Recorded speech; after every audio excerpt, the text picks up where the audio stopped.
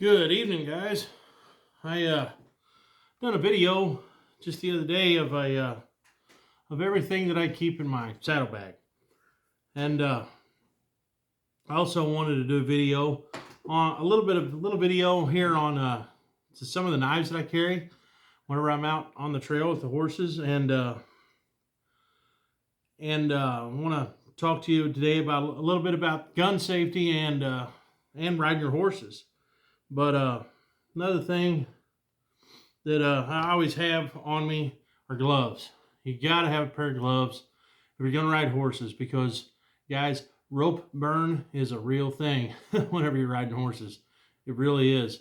Uh, Always need a good pair of gloves. I have a pair of gloves in the pockets of every coat and vest that I have, I think. But got to have a good pair of gloves. Always carry a good Leatherman with you. You never know when you need a small knife or something small or the pliers or whatever. But that's a must is a Leatherman or at least a small knife of some sort.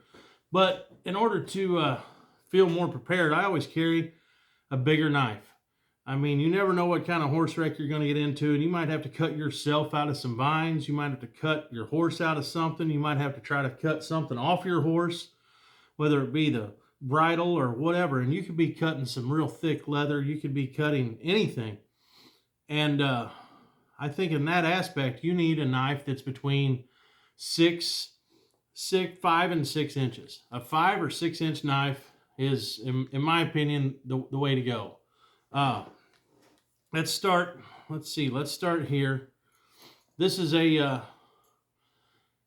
my BPS Adventurer. It's got a little fire steel with it. It's got a dangler, so it'll go through pretty thick belts, But anyway, you want a good, sharp, tough knife because you just never know whenever you're out there on the trail what you could run into. And a good, sharp, big knife like this, 5 to 6 inches will serve you better than probably anything else. You don't want to go any bigger than that because you always got to worry about weight.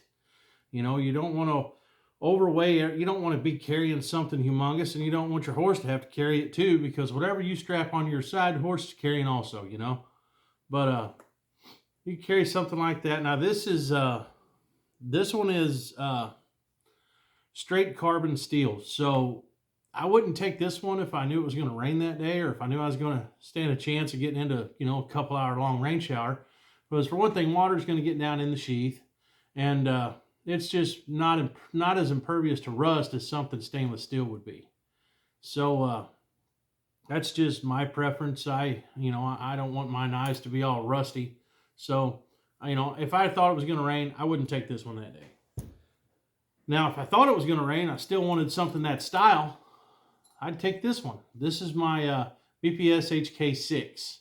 It is the same length of blade, a little different blade.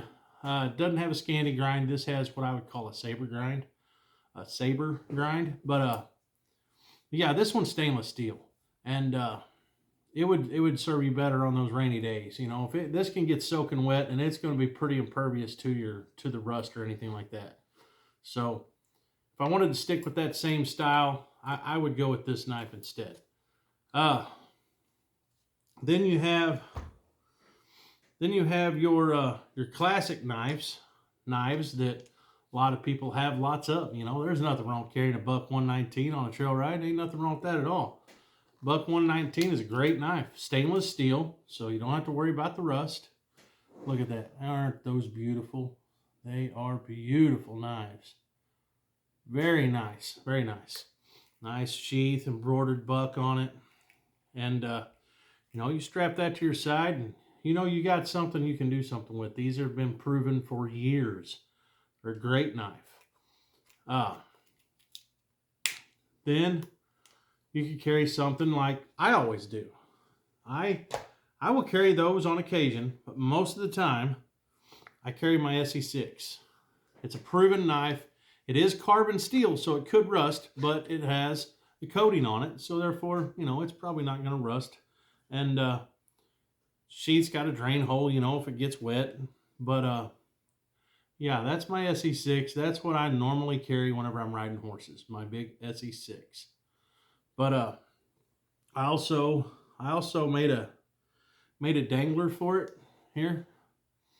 It's just a strap of leather, and it just hooks on to the clip that comes with the Essie knife.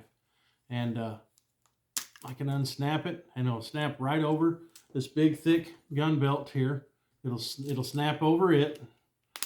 So if I want to carry a knife with this big gun belt, this is the one I definitely carry. But it's a proven knife. I mean, there's millions of videos out there on Essies, on these Essie 6s. They're the flagship, I think, for the Essie brand almost. But yeah, those are the knives that I carry. Just remember, if it's going to be rainy and nasty that day, try to carry something stainless steel so you don't have to worry about things rusting. That's all. And okay, when we come to firearm, these are the firearms that I would consider on this side. These are the firearms that I would consider carrying on a trail ride. Some of these I have carried on a trail ride. There's 2 of them here that I have not carried on a trail ride yet. But we'll get into those in a minute. But if I really want to feel nostalgic, I'll put on this big gun belt. I'll put that on, and I'll carry my. Now, if I don't feel nostalgic, but I still want to carry this gun, I'll carry it in this. This is an Allen holster. It's got a strap on it to keep it in the holster. This is my 44 Magnum EAA Bounty Hunter. That is my Bounty Hunter, 44 Magnum. So if I want to really feel nostalgic and really feel cowboy that day, I'll carry that. You know, that's a good looking setup right there, you know. But yeah, I can carry that. So like I said, if I don't feel like carrying the big cumbersome holster, I'll just slide that on my regular pants belt, you know. But that works. And you'll notice a theme here with most of the guns that I would consider carrying on my horse. All of them are hammer fired, okay? I want to carry a hammer fired gun.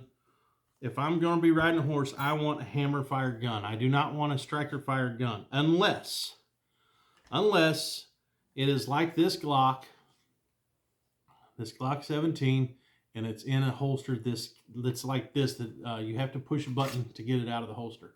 If you have a horse wreck and you don't have a Glock in something, or not even a Glock, just any striker fired gun that does not have a safety on it, you know, say we had this Glock in this holster. You come off your horse, you go flying through the air, this goes flying through the air, right? There's nothing to hold this in this holster but barely a little bit of retention from the leather. So this thing comes flying out, it goes across the gravel. There's a chance a rock or a stick or anything could get inside the trigger guard. Anything gets inside the trigger guard, by the way, everything here has been safety checked. There's nothing in anything anywhere. Everything's empty. But yeah, anything gets in that trigger guard, pulls the trigger, guess what? You are it could go off. It's just all there is to it. So you got to think about the safety of your horse. Think about your own safety. Think about the safety of people around you and their animals too, their horses also. So I'm just saying, I always carry a hammer fired gun whenever I'm riding horses. It's always a hammer fired gun. It's never a striker fired gun. And if I was going to do it, I would carry it in something like that, or in something like this. This is a Safariland holster. You have to push the button before the firearm can come out of the holster. So this is my Glock 23 40 cal. But yeah, it can't come out. That's what I want to reiterate here, is that if you're going to carry something striker fired with no external safety on it, carry it in a holster that the firearm cannot come out of. So like I said, sometimes I'll carry this. This is my EAA Witness. It's 10 millimeter. Lots of firepower going on here. It's it holds 14 rounds in the mag. And I always, if I'm carrying anything semi-automatic, I always have an extra magazine in my saddlebag. Or I'll have, if it's a revolver, I'll have an extra 6 rounds in something, or on a what are those things? Them little quick reload strips. I have some of those. So I'll just put an extra load, you know, an extra entire load in one of those, you know, 6 rounds, and then I have my, you know, a reload. But that just stays in my saddlebag. But anyway, back to this. This is my 10 millimeter EAA. It's been a great firearm. It's the EAA Witness, and I always carry it. I like Versacarry holsters. I love Versacarry holsters. They're really nice, good, thick, well-made holsters. I really like them for any of my hammer-fired guns. So if I think might run onto something 4-legged that was really mean, bear, hogs, you know, if I'm riding in an area that I know is you know, always littered with hog sign, I'll probably be carrying this 10 millimeter, right? Then sometimes I'll carry this.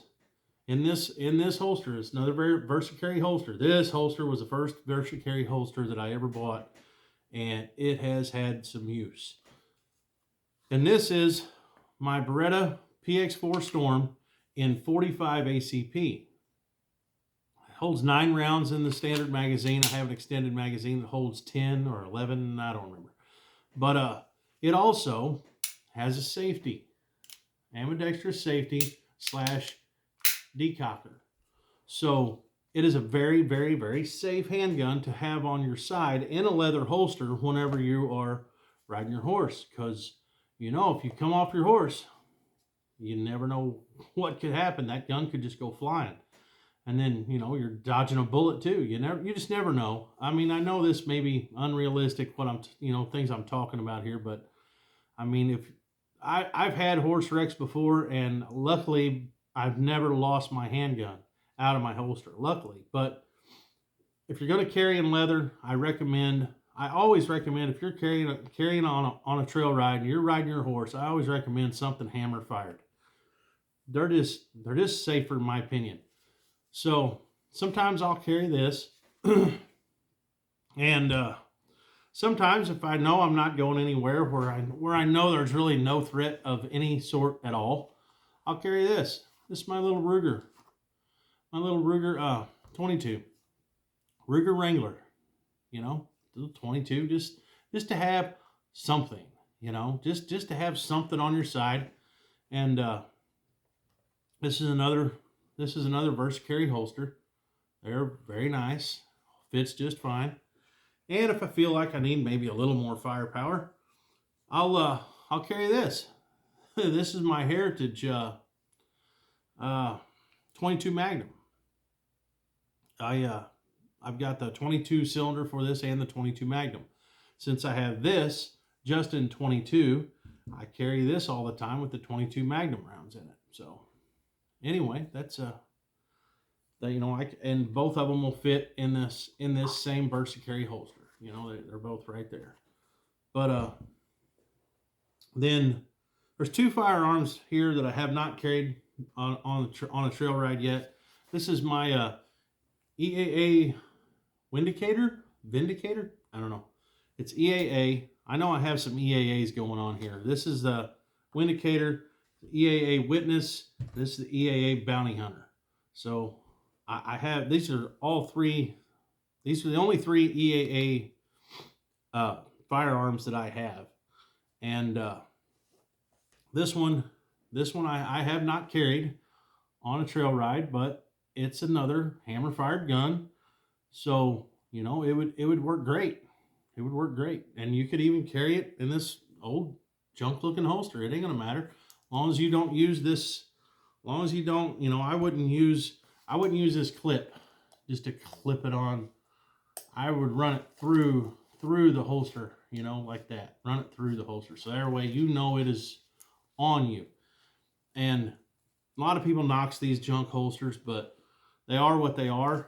And at least they have a snap. See, it has a snap here to hold the firearm in the holster. And as long as you buy one that fits your, the handgun you have relatively well, why not? And then this one, this is my 605 model Taurus in 357.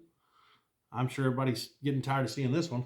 It shows up in about every video because I carry it on the farm all the time now. I'm just addicted to this green.